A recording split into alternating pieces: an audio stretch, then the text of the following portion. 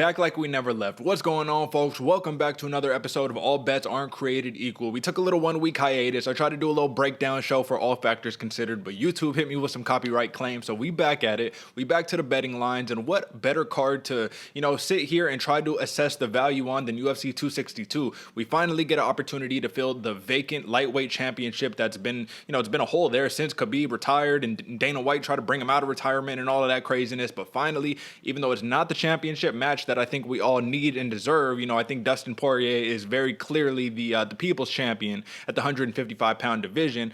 Charles Oliveira versus Michael Chandler is going to be a hell of a main event. But before we break all of that good stuff down, folks, drop a like, subscribe, hit the little yellow notification bell. That way you get access to all 3 shows we put on every single week. This show, All Bets Aren't Created Equal, along with our preview show and our post show. So Wednesdays, Fridays, and Mondays, we have you covered, folks. But let me do a little bit of recap before we actually get into the betting lines and stuff like that, right? So at UFC Vegas 26, Marina Rodriguez versus Michelle Waterson, we had a couple underdog wins, but I do have to say a lot of these bouts got canceled, right? So I believe there was 10 canceled bouts and there was actually 9 bouts that were confirmed and took place at UFC Vegas 26. Nonetheless, Vegas went 5-4 with some notable upset wins of Alex Morono beating Cowboy Cerrone, Neil Magny beating Jeff Neal, Phil Hawes getting a big win over Kyle Dawkins, and Michael Trezano. He got a very huge win, and I can't believe that I don't remember who he got the win over, but it was very big. I wasn't expecting this one, but shout out to those folks, man, and that just goes to show that on this card where we got like 15 fights or whatever the case may be, there's going to be some upsets, but what we're here to talk about is the main card, man. So I'm going to start the clock, and then let's just get straight into it, right? So, okay. Let's start off at the top, man. We're going to start off at the fight that everybody is here for. Charles Oliveira opens up as a -134 favorite ahead of the, former Bellator 3-time champion, lightweight champion, and Michael Chandler at a +110 comeback, man. So this is the thing that we need to know here first and foremost, right?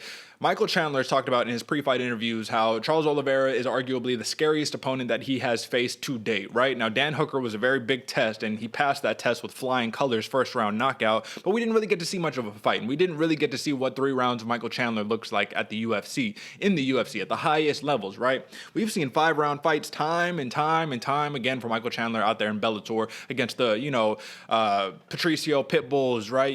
Against Brett Primus and things like this nature. We've seen these championship fights out of Michael Chandler. But once again, Charles Oliveira is a different test, right? Dan Hooker was a different test, but it'll be interesting. Definitely be interesting. Now, when I look at this line just straight off of the bat, I see, okay, man, there is definitely value to be had here in Michael Chandler. Now, I'm not going to sit here and discount Charles Oliveira, who was on an 8-fight win streak, who has 8 knockouts, 19 submissions, and 3 decisions in his MMA career. But Michael Chandler, what we're looking for here is the knockout. We're looking for something mean out of Michael Chandler, because if it comes down to a submission grappling contest, we have a clear favorite in Charles Oliveira. Nonetheless, Michael Chandler is an NCAA Division I silver medalist out of Mizzou in 2008 and 2009, and that just means that he's a legit wrestler, man. That's some of the highest level wrestling you can get. You can see behind me, I got Dan Gable, right?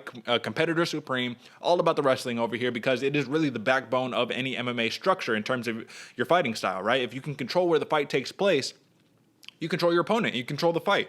But like I said, he's a 3-time Bellator lightweight champion, and that just goes to show that if this fight goes 5 rounds, it's going to be really interesting, because Charles Oliveira has never fought 5 rounds. So off the bat, I'm like, okay, I'm liking this Michael Chandler money line off of the bat right here.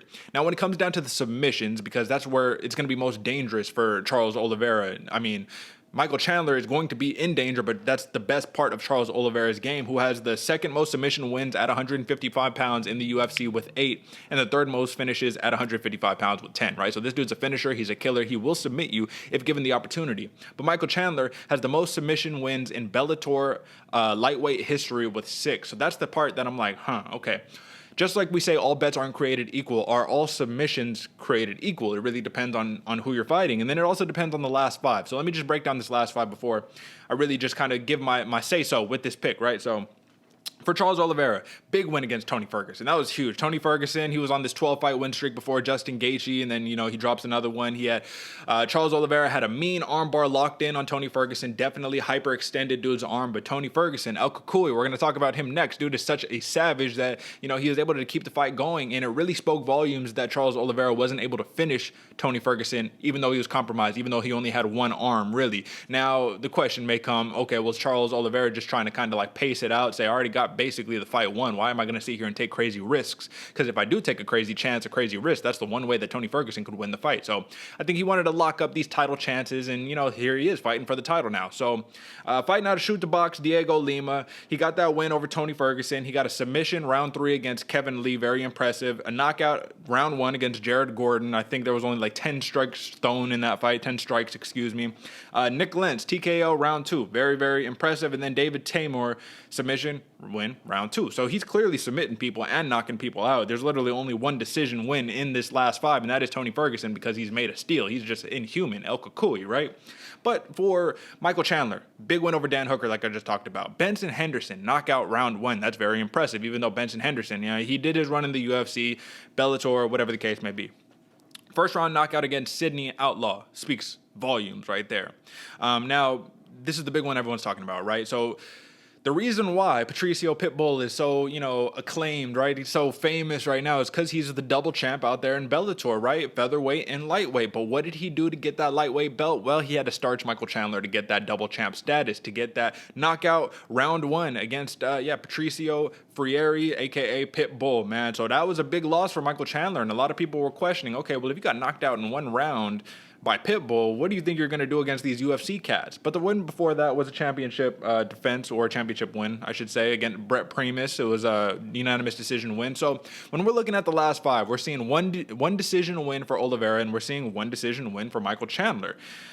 That's really where it comes down to here, man. If this goes 5 rounds, both of these fighters are going to be in kind of different territory, because in their last 5, they're just starching people. So I like Charles Oliveira, his pressure. I think he'll be able to apply a lot of kicks to Michael Chandler's legs, who is pretty heavy on that lead front leg. But one thing that we know about Michael Chandler, Iron Michael Chandler, is that the man walks forward and he puts on a pace in that first round. What did he do against Dan Hooker? He just followed him around, boom.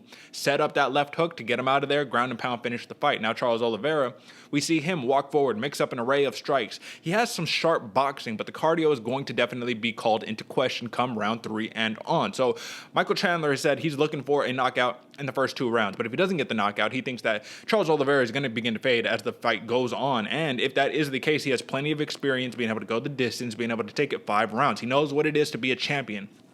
So that's the big difference right there. Now, let's talk about some intangibles before I tell you who I really like in this money line, man. So 74-inch reach for Charles Oliveira, 69-inch reach for Michael Chandler. Now, this is not very different to the Dan Hooker fight, right? He's going to have to get inside. He knows that. He's a great wrestler. And my question is, because I got a couple of questions for all of these bouts. So one of my questions for this one is, can Oliveira keep that pace for 5 minutes? And can Michael Chandler utilize his wrestling, utilize that top control, right? What I mean by that is, when you have a really good wrestler, he could hang out in half guard. He could hang out in side control, and he can just apply damage to these fighters without taking a lot of damage himself or themselves, or without putting themselves in too much trouble to get submitted or something like that. And the reason why is because when you don't want to get into the guard of Charles Oliveira, that's the last thing that you want to do. So if he could hang out and he could utilize that pressure, that top control, he can win on points. He could very, very likely win on points. However, one thing that I really worry is, because of the slickness of Charles Oliveira's submission game, is that if he just gets down onto that ground, all it takes is one of those BJJ transition sprawls and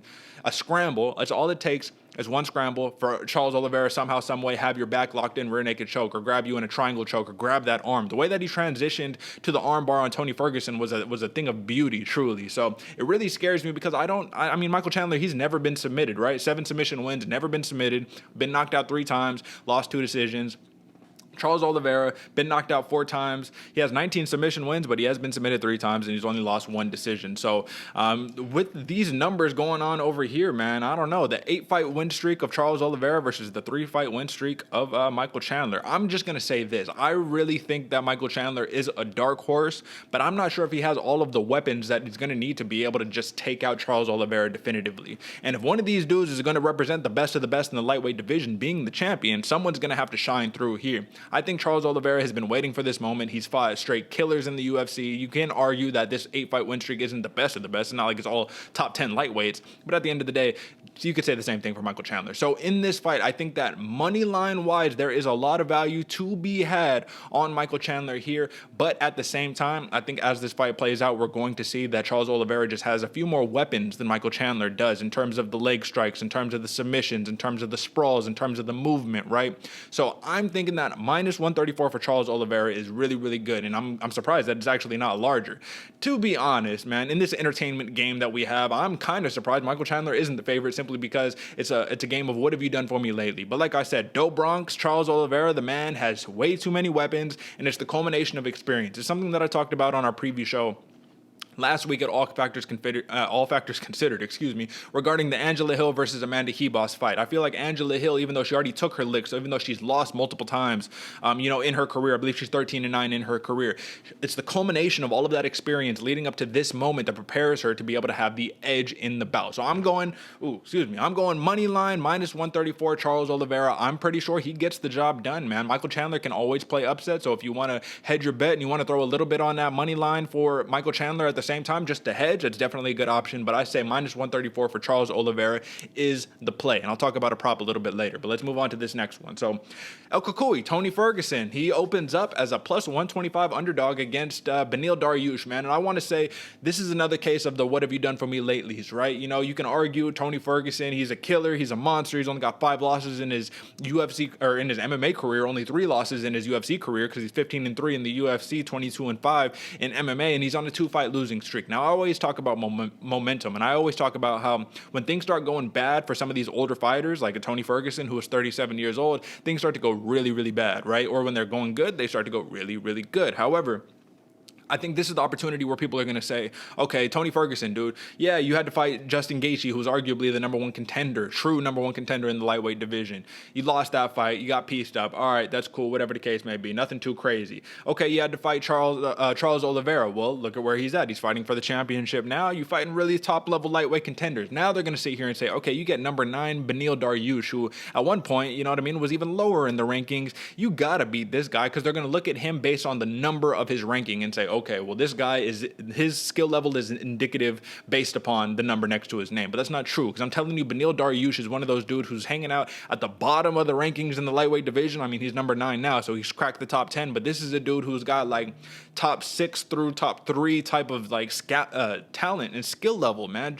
Beneil Dariush is a monster. He's been waiting for this moment for a long, long time, and he's finally going to get it. So we have a 10th planet BJJ black belt and Tony Ferguson against a Muay Thai black belt under Rafael Cordero, and a BJJ black belt / a BJJ world no-gi champion in 2010 against Beneil Dariush. We saw in his last fight against Carlos Diego Fajeda, it was a scrambling matchup. It was very similar to the Gregor Gillespie versus Diego Fajeda matchup, and Beneil Dariush got the split decision win. But we're seeing that his jiu-jitsu is wicked, man. It's absolutely wicked. His sprawls are incredible, and Tony Ferguson's best chance of winning this fight is going to be on the feet. Even though Tony Ferguson is equally as wicked in these sprawls and setting up these submission attempts, he got close even against Charles Oliveira, but in reality, the fight was over once that arm got hyperextended.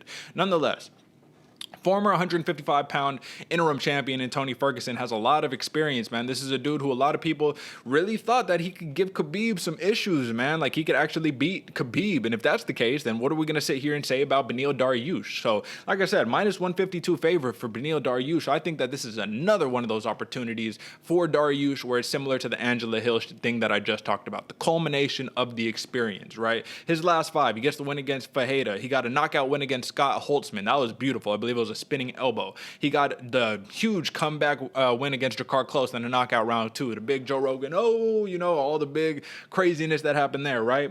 Frank Camacho, submission round 1. If there's anybody who knows anything about being tough, it's Frank the Crank Camacho, man. So that's a big win. And then Drew Dober, submission round 2. That's a crucial hit list in the last 5. Now, when we're talking about Tony Ferguson, like I said, loses to Oliveira, loses to Gaethje, big win over Donald Cerrone, which really hasn't aged well, seeing how Cerrone has performed in his last 5 5-6 fights, right? Big win against Anthony Pettis. However, he's no longer in the UFC. That was a knockout round 2. And then a submission round 3 against Kevin Lee, who people haven't seen in a while. And rumors are he's moving up to 170. He's not going to fight at 155 anymore. So what it comes down to here, ultimately, is that can Tony Ferguson put on a pace? That's really one of my main questions, because the thing that we need to see is the Tony Ferguson who fought the RDAs, the Tony Ferguson even who fought the Justin Gaethje, who's willing to put that output out there. That's what we need from Tony Ferguson if we think he's going to win. However, Beneil Dariush is very smartly favored in this fight. The odds makers, I truly believe that they do have this right, because Tony Ferguson is going to need a hell of a performance if he wants to get the dub against Beneil Dariush.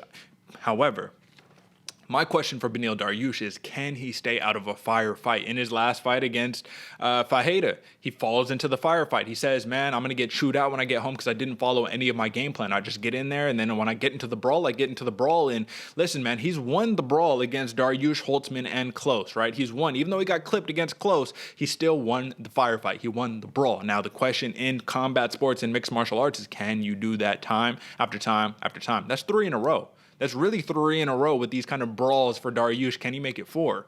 And how long does that go until it doesn't work anymore? So you can't rely on the chin. You can't rely on being in that firefight. What you need to rely on is your skill, your technicianship, I guess you could say, right? And just being a little more technical than Tony Ferguson, who you can argue he does not want to go on a 3-fight losing streak. So he's probably going to be putting pressure on himself. And he's already talked about how he's kind of had to revisit the past, reconnect with his camp. Hopefully he's got a reconnection with Eddie Bravo, he's a 10th planet BJJ black belt under Eddie Bravo. So hopefully he brings that connection back in. But nonetheless, you got to be careful here. So 32-year-old Beneil Dariush clearly is favored. You know what I mean? He's younger, he's spry, all of that good stuff, but he's got a 4-inch reach disadvantage. So the big thing about Beneil Dariush is his timing is impeccable. His countering is impeccable, right? But he's going to have to close a little bit of distance against Tony Ferguson. And the last thing that you want for either of these fighters, because this is what's going to make it hard to really predict or whatever, is if we go into that Diego Fajeda versus Beneil Dariush, just the scrambles, nonstop scrambles for 3 rounds. Who's going to get tired first? I don't think it's going to be Tony Ferguson, but Beneil Dariush has great cardio as well. So when we're looking at some of the intangibles right here, this is the big one. So Beneil Dariush, he averages about 2 takedowns per 15 minutes, right? At an 81% takedown defense, which is really good for Dariush because he's able to get his opponent on the ground, control where the fight is at, and if he doesn't want to be on the ground, he won't be on the ground. 80% takedown defense is really good. Now, Tony Ferguson has a 70% takedown defense, but he only averages less than half of a takedown per 15 minutes, right? So clearly, that's not necessarily where he wants to go, and when he does get onto the ground, it's because of just kind of a transition sprawl, or, you know what I mean, just getting, you know what I mean, just doing something off balance, some crazy Imanari roll or whatever the case, or Granby roll too, just leading on the ground, but not necessarily a takedown. So they both average about a submission per fight, you know, and that's the thing. It's like they're very similar in these regards. And significant strikes landed per minute, Tony Ferguson has a slight edge, just about 1 extra significant strike landed per minute. And they both fire at about 45 to 50% clip, man. So what is going to come down here is who has the heart, who has the iron chin. And you can argue Tony Ferguson, as the years have gone on, he's been in all these firefights. Is this the accumulation of firefights that's leading to the performance of Tony Ferguson? But I'll tell you what. If you don't watch the UFC, if you're not familiar with all of these prospects, you could say, who is this Dariush guy coming up? He looks like an old man with this gray hair. Dude's a 32-year-old killer. He's a savage. He's a southpaw fighting out of King's MMA. And listen, man, he's got the 5th most control time at 155 pounds, about an hour and 7 minutes. And he's a 4-time performance of the night winner and 1-time fight of the night winner. But, I mean, you got a tall task ahead of you in Tony Ferguson, who's a 6-time fight of the night winner and a 3-time performance of the night winner. Last thing to leave off on is Tony Ferguson does have the 3rd most significant strikes landed at 155 pound. I think so. I'm almost sure. Either that or that could be a different stat that I got. Nope, that's right. 1,070 strikes for Tony Ferguson, man. So like I said, if we can get the volume of Tony Ferguson, I can see him winning a decision. But if Tony Ferguson doesn't bring out that volume, if he gets stifled the way that he did against Charles Oliveira, but I think we can give that a little slack, right? He was fighting with 1 arm. I think it'll be an easy one for Beneil Dariush. It's never an easy outing against Tony Ferguson. Trust me, it never is. At the end of the day, the 24-1 Beneil Dariush, who is on a 6-fight win streak, man, he's got a lot of momentum, and I agree with the betting line once again. I think Beneil Dariush gets the job done, but I'm going to talk about a prop bet, but I'll sneak it in right here. Beneil Dariush by points. I really think that's where we're going to go here, because Tony Ferguson, if he's not going to tap to a hyperextended arm by Charles Oliveira, it's hard to get anything. Unless you literally put him to sleep, it's going to be hard to get him to quit. Mental fortitude, man. Iron brain, iron mindset, man. Tough guy, but minus 152 money line for Beneil Dariush. That's where we at right there. So let's move on to the next one. Now, this is a women's flyweight matchup against Caitlin Chukagian and Viviane Araujo. And listen, man, we got two BJJ whizzes, right? Chukagian is a BJJ brown belt under Renzo Gracie, which is very legit. And Araujo is a BJJ black belt under Leo Vieira and a Luta Livre brown belt, which is Brazilian submission wrestling. And also a former Pancrase 115-pound champion, which is hybrid wrestling, right? So Araujo is legit on the ground. She's as legit as they come, basically, right? And she has the 8th most takedowns landed at 155 pounds, which is a very cherry pick stat. I do agree on that. She only has 8 takedowns, but nonetheless, man, she can get the ground to the fight if she needs to. However, she has a very, very tall task ahead of her in Caitlin Chukagian, who is not only legitimately taller than her 5'9", as opposed to 5'5" for Araujo, but she also, she's got the same reach. This is what's weird, right? Is that Viviane has a 68-inch reach, and so does Chukagian, but Chukagian uses her reach a little bit better than Viviane does. And the reason why is because Chukagian's got legit boxing, right? So Araujo has great striking, don't get me wrong, but who has she had to showcase it against as of late? Her last 2 opponents, Roxanne Modafferi, who is absolutely not a striker. She has shown improved striking, but she's not a striker. She's more of a grappler. And Montana De La Rosa, who once again is not a striker, more of a grappling whiz, right?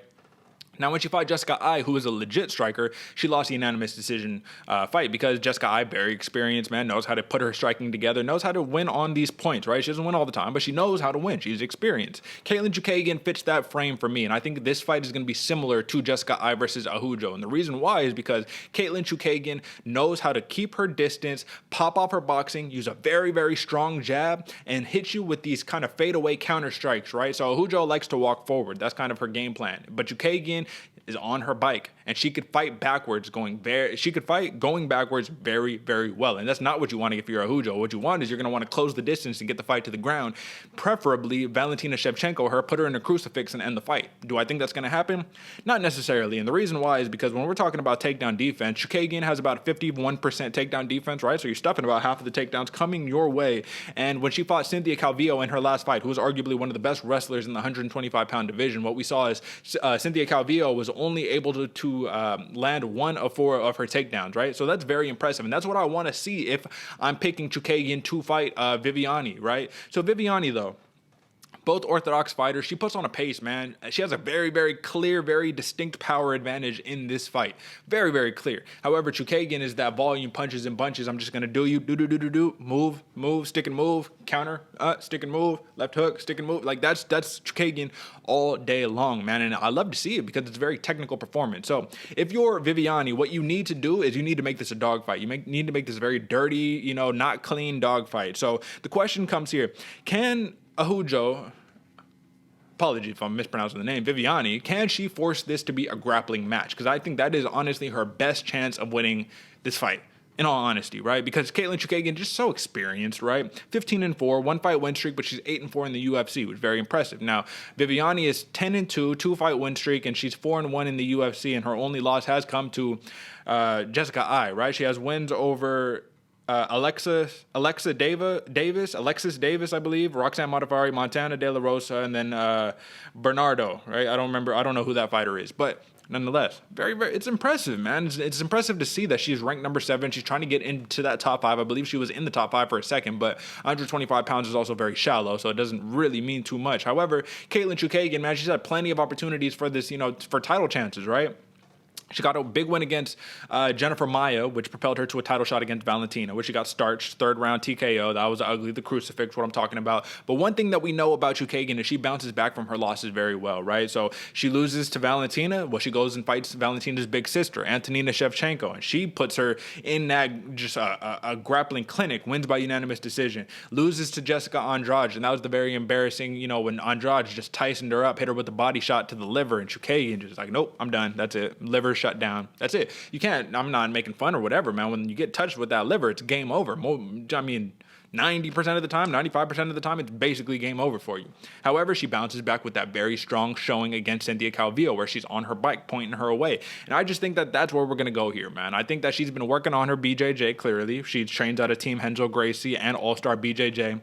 And, Viviane, man, she's going to really need to not only put on a pace, but she's going to need to not wing these shots because she likes to throw these big kind of winging uppercuts, hooks, these big shots, right? And if she does that, Caitlin Chukagian is going to piece her up all day long in the counter. So can she close the distance, and can she make this a grappling match? And if she can control Caitlin Chukagian, who's a larger fighter, so it'll be a little bit difficult, right? If you have Chukagian against the cage and she's trying to take her down, unless you pull her legs from underneath her, if you're trying to pick her up and get her off balance, the long legs and the length of Caitlin Chukagian is going to make it really hard for Araujo to sit there and actually take her down. Nonetheless, Viviani, she averages about 2.3 takedowns per fight at a 64% clip, man. So, if she can get the job done against Chukagian, man, it'll be very, very impressive. Lastly, just need to note in terms of credentials for Chukagian, right? She's a former Cage Fury, 125 and 135 pound champion. So she's big, man. She's not small by any stretch of the imagination. She has the second most wins at women's flyweight with 6, and the second most significant strikes at women's flyweight with 528. So that's what I'm talking about with that boxing. In terms of the significant strikes, she knows how to put that volume out there, and she will all day long. At the end of the day, if she gets this win, I don't know where we go with Caitlin Chukagian, because what is she going to do, fight Valentina again? You know what I mean? I don't know if she necessarily deserves that shot, but I will say right now she is in that gatekeeper status, and if Araujo can get the win, it'll propel her to new heights. It definitely will, man. It's a very benchmark win, litmus test type win for Araujo if she can get the job done. However, unless she creates a complete grappling match and she can control her for 3 rounds, I don't see it happening, and it's hard. If Cynthia Calvillo can't do it, it's hard for me to imagine many other people can do that to Caitlin Chukagian, except Valentina Shevchenko, because she's just different level. She can mix you up with the striking and then go to the grappling, right? Viviana Araujo, unless she could really piece Caitlin Chukagian up in the striking, I think it's going to be hard to initiate the grappling unless she just blitzes forward. But if you blitz forward, you can always be countered by Chukagian, who has 2 knockouts, 1 submission, 12 decisions. She knows how to win a decision fight. She knows how to win on points. It's very important for the prop that I'm going to talk about next. And Araujo has 3 knockouts, 4 submissions, 3 decisions. So she's a finisher, more or less. She's a finisher. And if she doesn't get the finish, what's going to happen, right? Last 2 wins are by unanimous decision win, though. So, maybe she's learning on the job. Nonetheless, I'm siding with the odds makers once more, minus 135. I think that's where we need to go. Caitlin Chukagian, I believe in the talent. I believe in the experience. Once again, culmination right here. This is going to be, so I'm really betting on the people who the odds makers are feeling, but I think these are very wise choices here. I think that if we try to chase value by picking on the underdog, we might just be doing that out of emotion as opposed to actually breaking this down for what it's worth, man. So, right on, man. So we move on to the next one. Now, this is fight of the night written all over it. We got Shane Burgos facing off against Edson Barboza. And I'm going to make this very clear, folks. This is going to be a very simple fight. And what I mean by that is, just like Daniel Cormier says in the UFC video game, he was all like, take your finger off of that button, no takedowns. It's going to be a kickboxing extravaganza, for lack of better words. Now, my question for this is that we got 2 individuals right here in Shane Burgos and Edson Barboza who walk forward. That is their style. Walk you down, hit you with mean strikes. Now, Burgos is more of a volume striker and Barboza is more of a power striker. But nonetheless, the question is going to become who fights better off of their back foot. I said in the last matchup with Chukagian and Viviani that Chukagian clearly fights the best off of her back foot. That's not a question, right? Now, I'm not sure when it comes down to these two, because Edson Barboza, we've seen that he uses a lot of energy in a lot of his movements, right? He has wicked sprawls, very strong hips, man, so he can stuff these takedowns very well. And when you look at his takedown defense, it's 78%, right? Now, Shane Burgos, when he's moving backwards, he's more just kind of trying to counter you, volume little strikes, but he doesn't really like moving backwards either. I think that Shane Burgos, I'm going to give him a slight edge in terms of the countering, because he feels like he's a little more relaxed when he's moving backwards when an opponent is pressuring him. And Edson Barboza, when he gets moved backwards, for an example, you look at the Paul Felder versus Barboza fight, he has to throw big leg strikes, right? Beat up the body. He throws big power counters, right? Which is definitely good, but you got to be able to keep that up for 3 rounds. And one thing that we have seen is that the speed goes. For Barboza, the speed will go in round 3. It's not nearly going to be as fast, but the power remains. The power transcends round 1, 2, 3. Take it to 5. Barboza's power will be there. Now, when we're looking at Shane Burgos, we're looking at an individual who's on a 1-fight losing streak, 13-2 in his MMA career, 6-2 in the UFC, and Barboza's on a 1-fight win streak, 21-9 in the MMA and 15-9 in the UFC. This is Barboza. This is a name. People know who Edson Barboza is. Now, he's a Taekwondo black belt and a black Prajid. I'm blanking on that, but it's a class in Muay Thai, right? So legit striking. We know this about Barboza. BJJ brown belt under Ricardo Almeida. Very, very impressive as well. Now, Burgos is fighting out of Tiger Suleiman, man. So he's a Tiger Suleiman MMA black belt. So they have their own little belt system in Tiger Suleiman's MMA. But he's a 3-time Fight of the Night winner. Most significant strikes landed per minute at 145 pounds in this featherweight division. You would think it's Max Holloway, right? Because he's just da-da-da-da-da. No, it's Shane Burgos at 7.31 significant strikes landed per minute. So that's what I'm talking about. He's a volume guy. He walks you down and he just throws constantly at you. So when it comes down to this matchup, I see Edson Barboza having to do something to deter Shane Burgos. Now, one technique that both of these fighters use very, very well, legitimately very well, different applications, but they both use it very well, is the calf kick, right? The leg kick / calf kick. Now, Shane Burgos has a very sneaky leg kick, and he showed it off against Makwan Amirkhani. Both of these individuals fought Makwan Amirkhani in their last 5. So against Josh Emmett and Makwan Amirkhani, we saw that Shane Burgos, he'll throw a 1-2, and then he'll throw the calf kick on top. But it's a very like a rigid, it's not like he loads up, like he really steps into it, he just kind of throws it up there, right? So 1-2, bap, it's there every time, and it keeps landing, and it's perpetual damage, right? Accumulative damage. Now, Edson Barboza, he steps into these attacks. Watch his fight against Paul Felder. He's throwing baseball bats to Paul Felder's ribs. Like, it's incredible. Those leg kicks, the calf kicks, whatever the case may be, Edson Barboza steps in and he creates power. So one of these two fighters is going to need to keep that knee slanted out just a little bit so they could be ready for the checks. Because I'll tell you what, Paul Felder knew that the leg kicks were coming and he still couldn't really stop it. There was a couple of them that he actually did check very well, but all he had to do is basically eat the leg kick and try to counter with a spinning back fist. Like, that's what it came down to, right? So both of these fighters have acknowledged that they got goosebumps for the fight. Edson Barboza says he expects this to be an absolute war, and that's what I expect it to be as well. Now, who's going to have the better chin?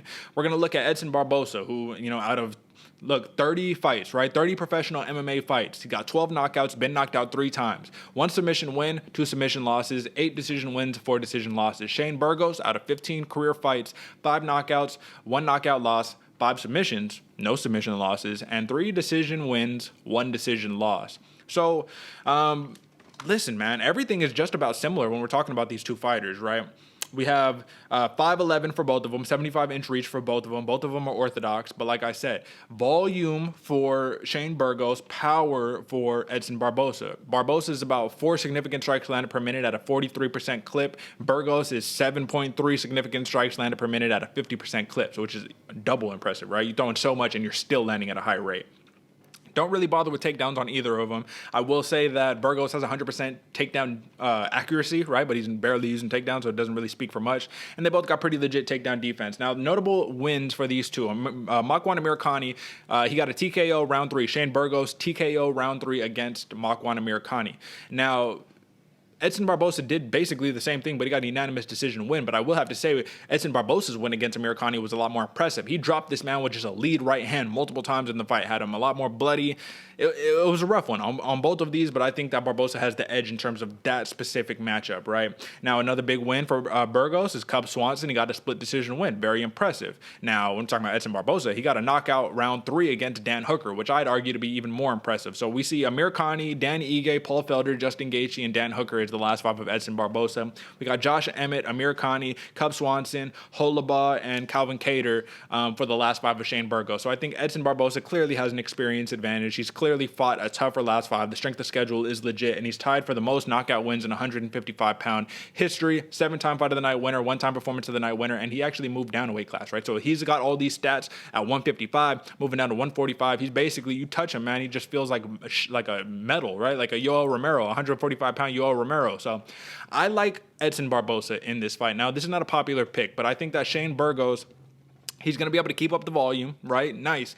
But the power of Edson Barboza and the utilization of body shots for Edson Barboza is what's going to make this very challenging for Shane Burgos to keep up the pace that he normally keeps up. And the reason why is because you look at Barboza's last fight against Amirkhani. Now, Amirkhani is a dude who walks forward, who likes to use a lot of wrestling, a lot of grappling. Now, when we just look at the where basically Barboza was landing strikes on against Amirkhani, we saw it was 25% to the head, 56% to the body, and 18% to the leg. So that's the big key right there. How do you stop these cardio machines? How do you stop these people who just constantly move forward? Well, piece him up to the body. We do know that Barboza does not like to fight off of his back foot, and he does not like to be pressured. He would rather sit in that mid-range and then walk forward. But nonetheless, I think the body shots and the power advantage of Edson Barboza is going to be the difference in this fight. So I like the plus 100 underdog in Edson Barboza against the Shane Burgos, who, you know what I mean? He had a tough last fight, man, but this dude's legit. This is, like I said, fireworks, Fight of the Night written all over it. Now let me move on to this last one because we only got a couple minutes left. We got Danger Matt Schnell facing off against Rogerio Bontorin, and this is going to be a crazy fight. Minus 160 favorite is Matt Schnell, which, you know, I think this is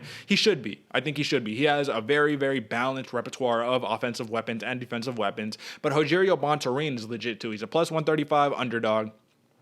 And his last fight was a little controversial, right? So he had Kai Kara France in a bad spot. Rear naked choke, multiple rear naked choke attempts. Couldn't get Kai Kara France out of there. And then out of, you know, arms probably gassed up. As soon as they break, Kai Kara France lands a couple and just stiffs Bontorin. He lands on his head. He's wobbly. He's knocked out. And Bontorin really didn't like that, man. And I will also have to say, man, if this dude gets you on the ground and he gets in that grappling situation, it's going to be a long night for a lot of people. This was really a lucky one for Kai Kara France. I truly believe that because he got caught early when they were dry, not sweaty at all. However, so we got a 5'8" Matt Schnell, who is a legit striker, man. This dude is very legit. He's a karate black belt, BJJ purple belt. But what you will notice about Matt Schnell is that he doesn't use a lot of kicks. Boxing is where he likes to be at, right? Excuse me. Boxing is where he likes to be at. Now for Bontorin, he's a BJJ black belt who clearly wants to sit there and wants to grapple. However, his striking is legit too. Like, he has legit striking. Not as good as Matt Schnell, but he has legit striking and he can hold his own. Like, he was able to hold his own with Kai Kara France to a degree. 9 first-round finishes, 11 submission wins out of 16 career MMA wins. And if we're looking at his last 5, though, we do have to notice that his only submission win comes against his Dana White Contender Series fight, which got him into the UFC. Other than that, has been a TKO round 1 and a win via split decision, right? Now, if we're talking about Matt Schnell, this is a dude who's a former reality star. He's a former Ultimate Fighter contestant. He got a big win against Tyson Nam in his last fight, split decision win, but that was a striking just clinic right there. He lost against Alejandro Pantoja, man, and that was a back and forth. Both of these dudes had each other hurt. It was a very back and forth war, and Matt Schnell just got caught by a good one after he had Pantoja hurt. So that was a rough one. But if we're looking at the other ones, Jordan Espinosa win submission round 1. Louis Smolka win submission round 1, and I believe it was a triangle choke on that one. It was nasty. And then Inaui, I forgot his first name, but that was a huge win in terms of a flyweight, right? So that was a split decision win. I think Matt Schnell has all of the tools to win this fight on the feet, and when it comes down to the ground, his active guard is incredible because he's not just looking to throw up submissions. His ground and pound is there. He's throwing up strikes off of his back. He's throwing up the elbows, very Paul Felder-ish, which is what you like to see. It's very similar to Peter Queally. He just fought Patricky Pitbull, and what happened when Patricky Pitbull got basically on top of him, had Queally on his back. Queally dropped elbows, cut up Patricky so bad that they had to stop the fight because of the cut. So that's the kind of fighter that Matt Schnell is. Now, in this fight, I will have to say that if Bontorin can get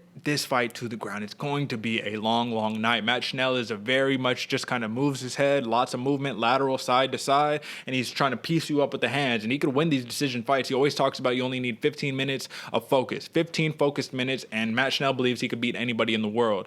Now, I'm going to go over the clock here because I'm going to talk about these props really quickly, but I just will say this. We got a former Legacy Fighting Alliance champion in Matt Schnell at 125 pounds, 4th least time spent in the bottom position at 2 minutes and 41 seconds at 125 pounds, and he's one-time performance of the night winner. So what we're going to have to look at here is, can Matt Schnell keep this fight on the feet? Because if he can, I think this is going to be an easy dub for Matt Schnell. But the last question here is that Bontorin has incredible grappling and legit stand-up. Who's going to lead the dance? That's the question here. Who is going to lead the dance? And that's really going to determine where my pick comes down to, because I'm going to go Matt Schnell victory because I think that his boxing is going to be just good enough. He's going to be able to lead the dance. Bontorin is probably going to have to enter in recklessly if he wants to close the distance, and that's where Matt Schnell takes advantage of the majority of his opponents, right? So I'm going minus 160. Matt Schnell, I think that is a very great money line. I think this should be a larger line personally, just because of the difference in striking between Schnell and Bontorin. However, we do know Bontorin has the equalizer in terms of the legit grappling,